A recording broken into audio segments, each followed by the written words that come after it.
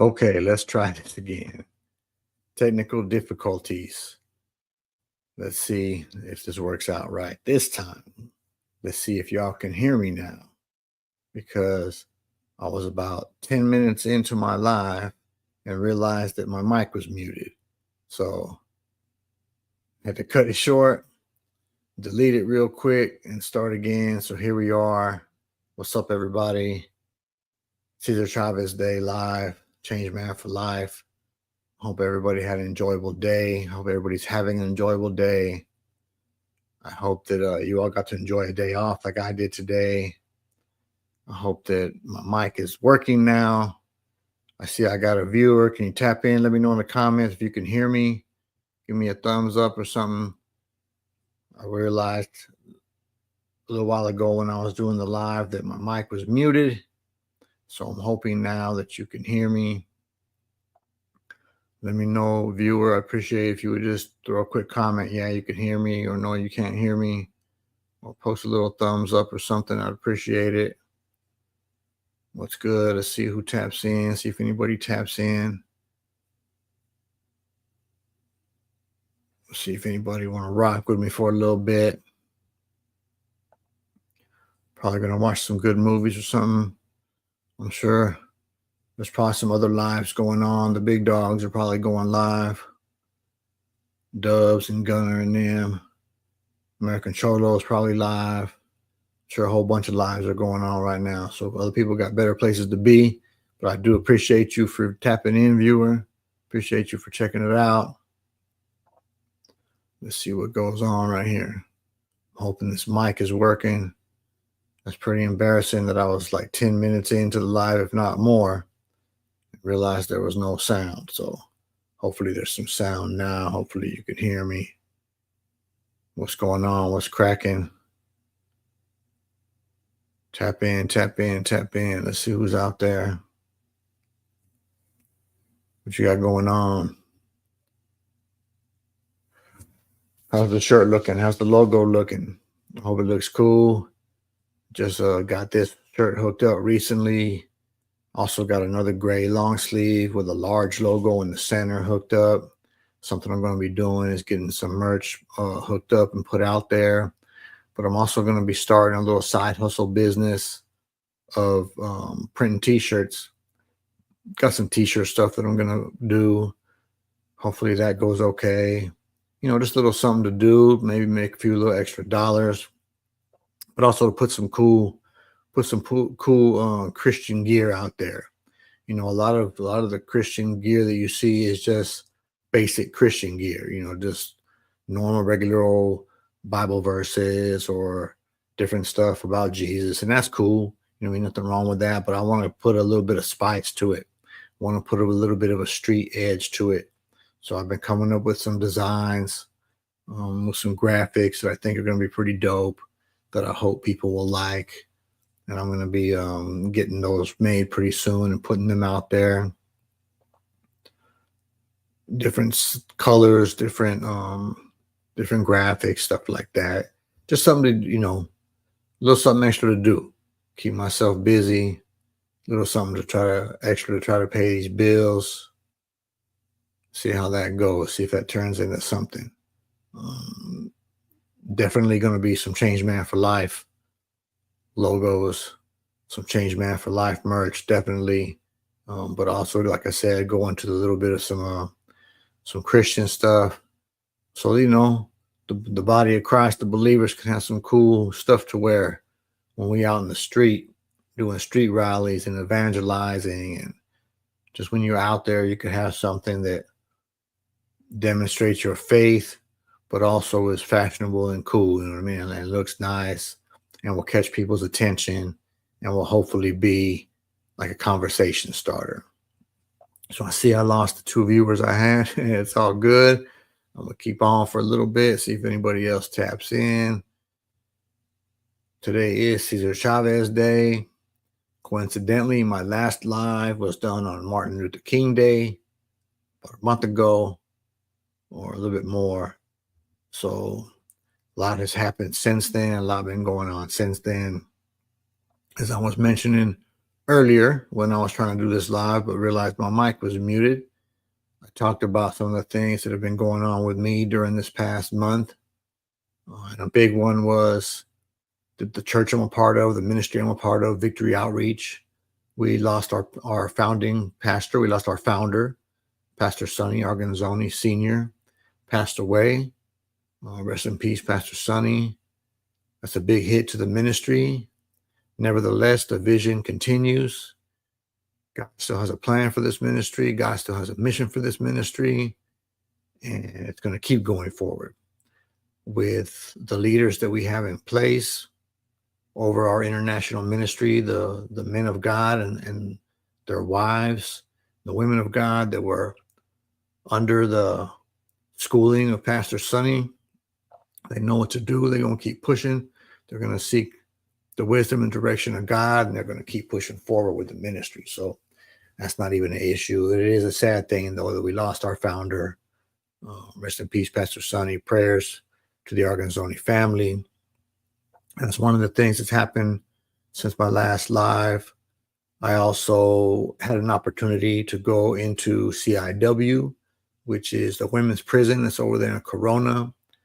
Myself and a couple of my coworkers, along with quite a few other nonprofit agencies that provide resources to parolees, all had the chance to attend a provider fair. So that was really cool to go and do that and to get to share my testimony and share my story with the women there, especially the lifers, give them some hope. Made some cool connections. There were some lifers that I told that I'd write support letters for them when they go to the parole board. So I was able to do that.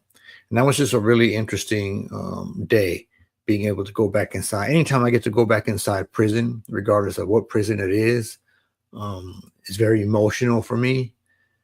Just being the fact that I was there for 24 years. I never thought that I would come home. And now being able to go back inside of prisons is really cool. So this is the second prison that I've been to. I've been into Lancaster State Prison, which is a men's prison. I've done that a few times already. And regardless of how many times I do that, it never gets old. It never gets boring.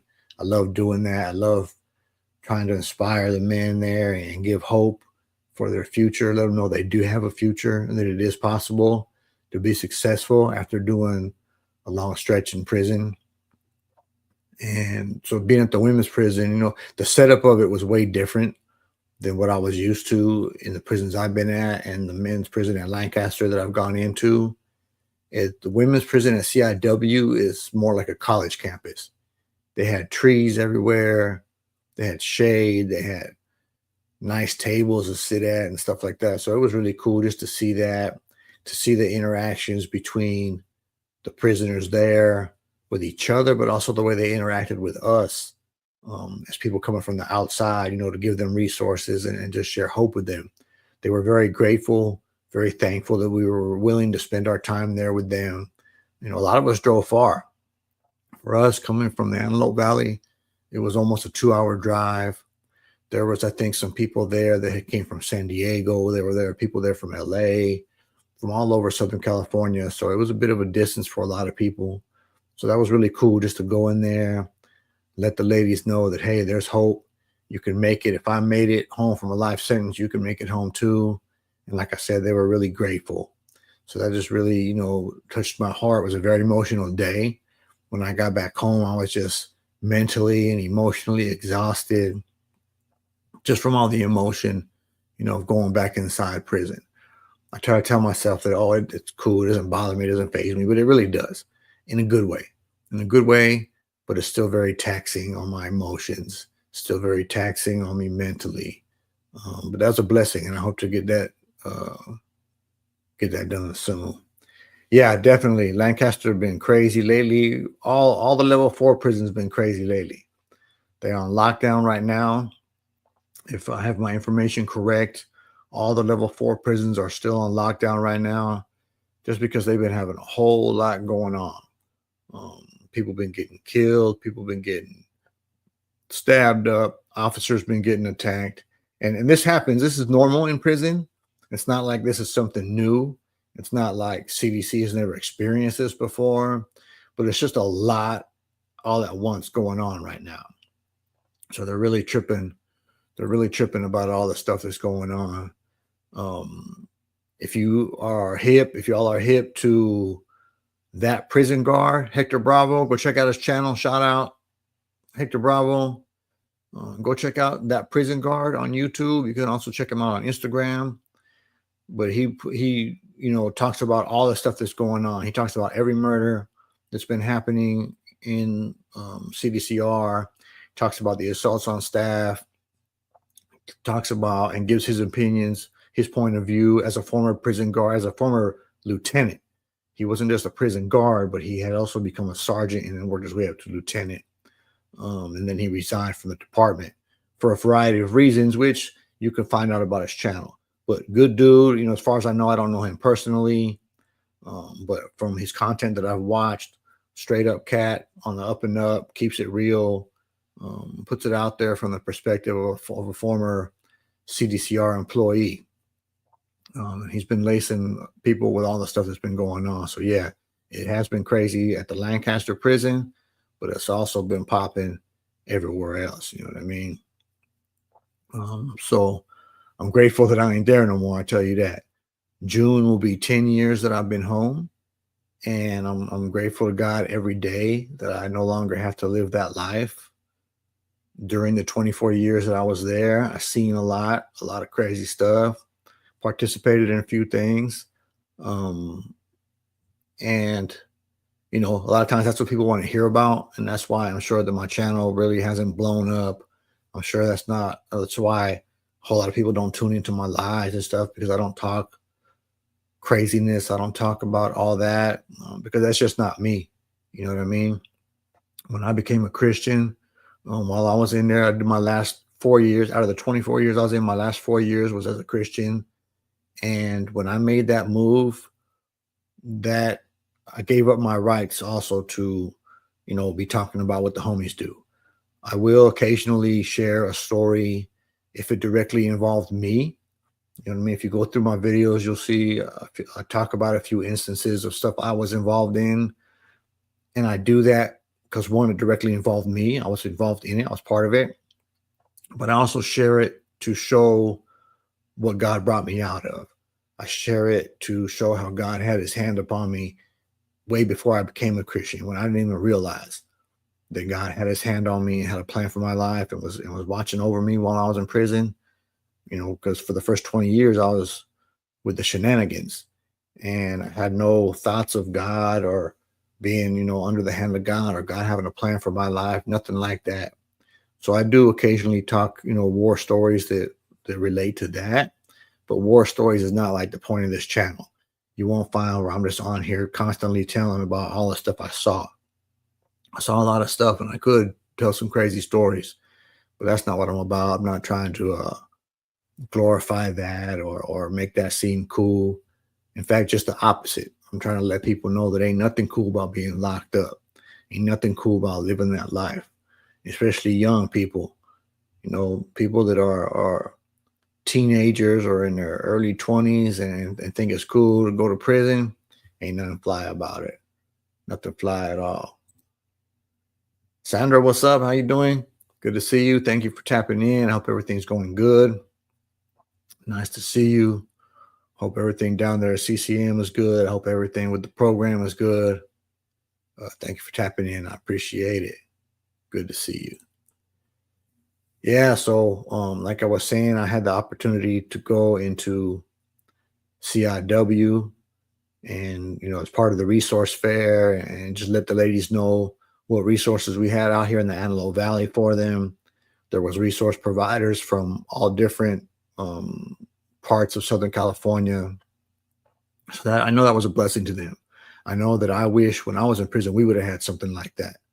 It would have been really cool, not just to know what was available out here, because, for the majority of the time I was in, I didn't even think I was coming home. So I probably would not even really been too interested to learn about any resources, but I would have been interested to hear from lifers that had got out, especially at that time, because there really wasn't any.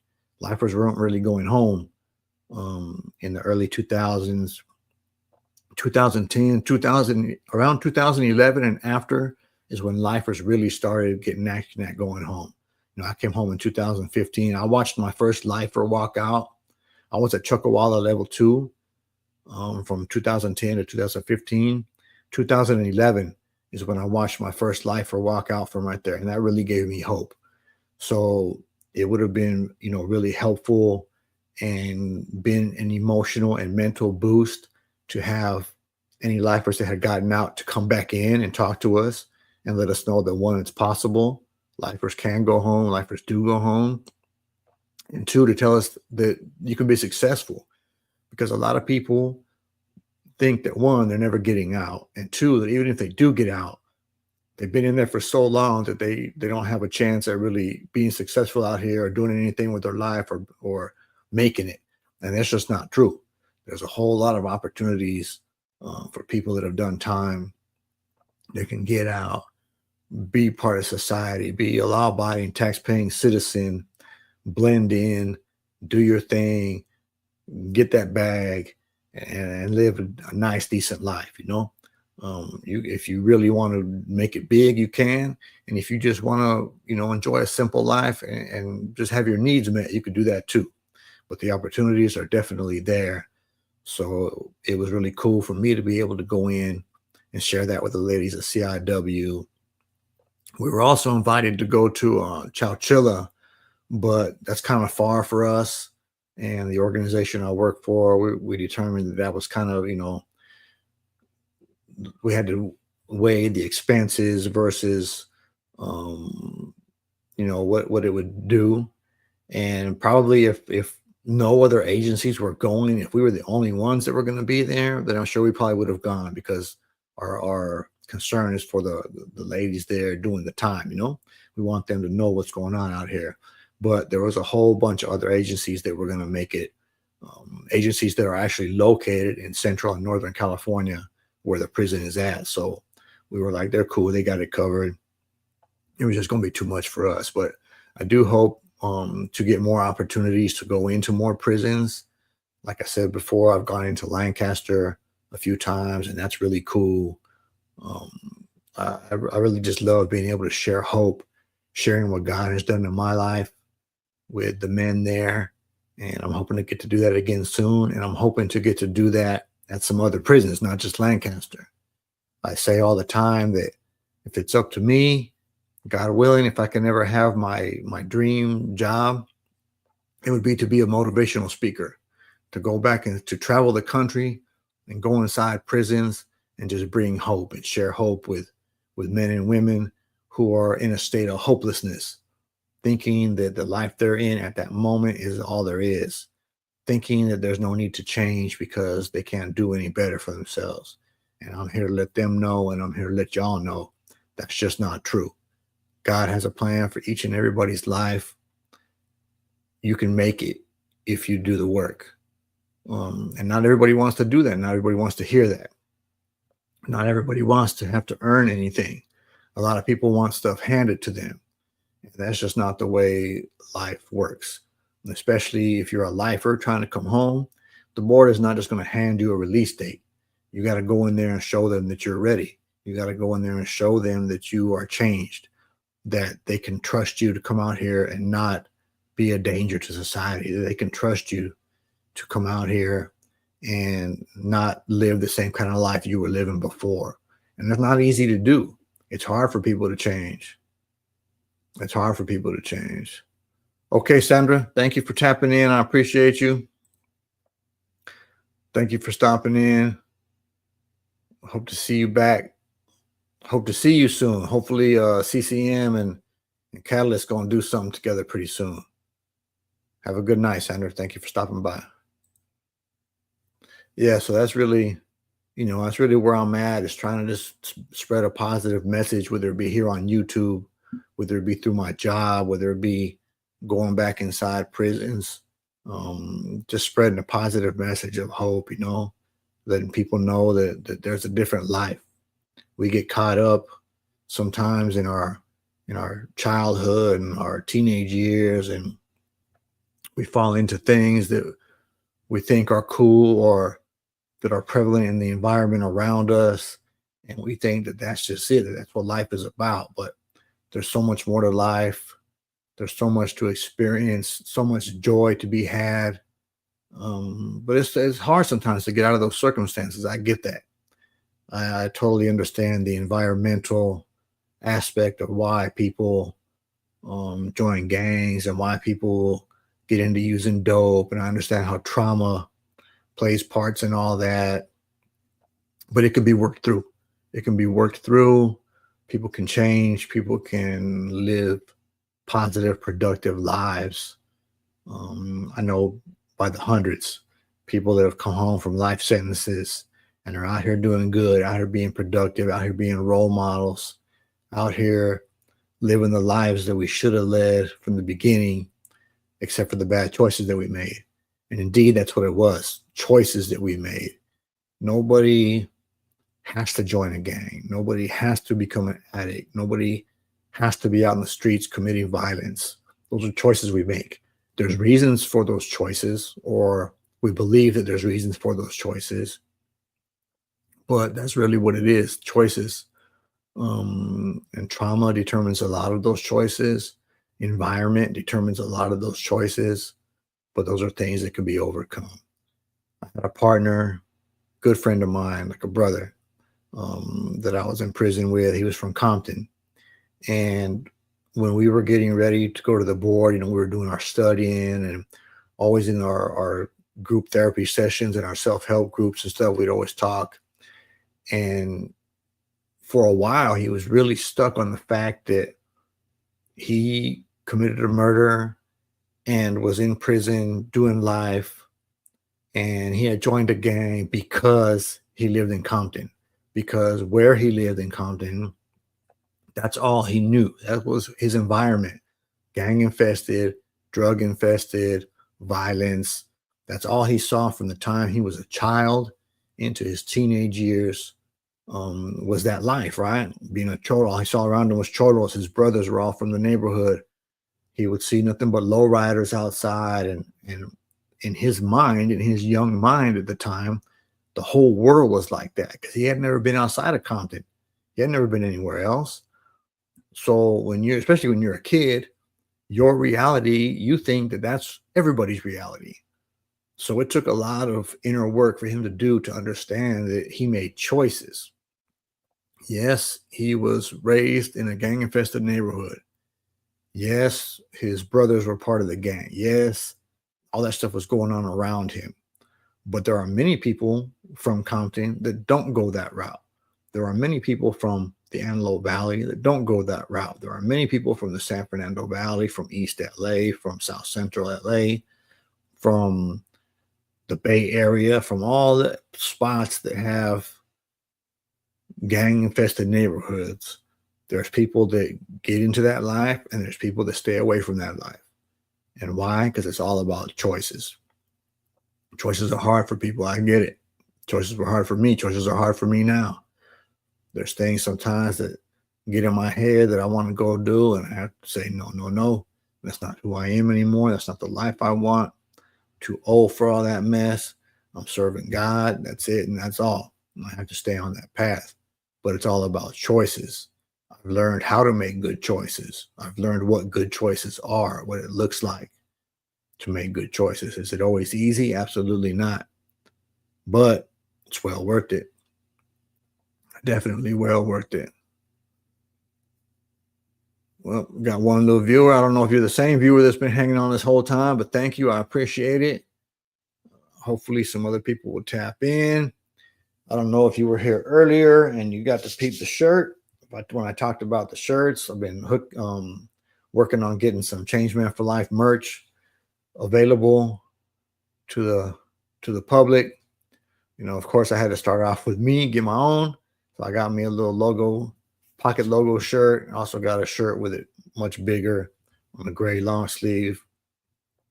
So that's something to be on the lookout for. I'm going to have some merch available out there, but also working on a Christian clothing line that I'm going to have out too. Hopefully that takes off. Hopefully I can do something with that. If not, cool, I'll wear it. You know what I mean? I'll give it to my family or something. my church fam gonna end up coming up on it, but I am gonna have some cool um, Christian based clothing coming out pretty soon. So I'm definitely looking forward to that. As a matter of fact, I just got part of my order today for my heat press. I got my little small mini iron. Let's see if I can pull it out. I got my little small iron. I got the bigger iron coming, but this is just like the little mini one for like the smaller, for like this little small logo size. Got the little iron to press those on. I got the big heat pressed iron on its way. It's supposed to be coming in the next few days.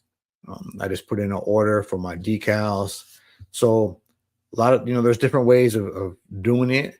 What I think is going to work best for me is making my design. I make my designs in Canva, and then I upload that design to a website called Ninja Transfers. If y'all ain't hit the Ninja Transfers, go check them out.